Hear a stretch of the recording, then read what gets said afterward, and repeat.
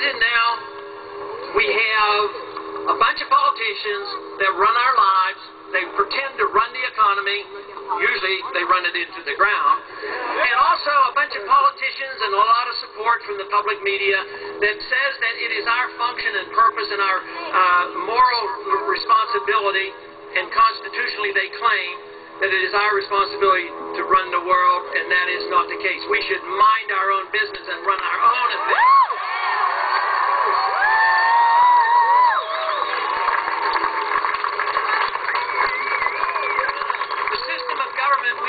Today encourages everybody to go to Washington for what they want. Freedom does the opposite. Freedom puts the responsibility on the individual, on the family, on the community, on local government. But once the government takes control of the economy, control of our lives, and policing the world, all the decision-making is made in Washington. So it's not surprising that you have a lot of special interests in Washington, a lot of lobbyists, and the lobbyists are under attack today, and they should be.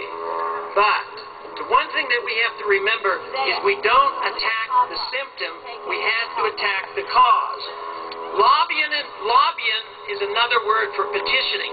You have a right to petition your government. You should never have campaign finance law reform that restricts your right to petition the government.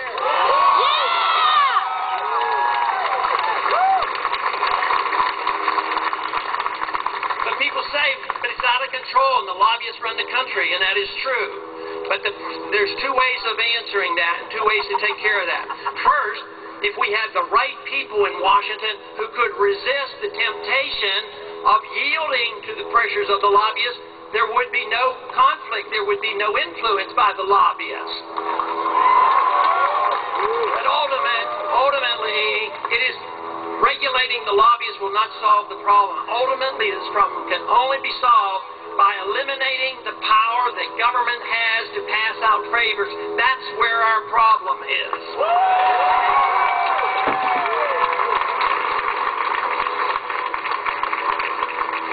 So as time goes on, government gets more and more control. We've known about a military-industrial complex for a long time. Eisenhower warned us about that. But now, in the last 25 years, we have developed a medical-industrial complex because government runs medicine. We have corporate medicine. We don't have free market medicine. And what are the answers that you hear from all the other politicians, especially on the other side? They're talking about socializing medicine because government has failed. We don't need that. But we have the bankers. The bankers are very much involved. They love the monetary system because they benefit it. They help create the money out of thin air, and therefore they're very much involved too. So it is very important to recognize that those individuals that you see that benefit so much, who make so much money off the remnant of the free market system, are not the ones that will save the system.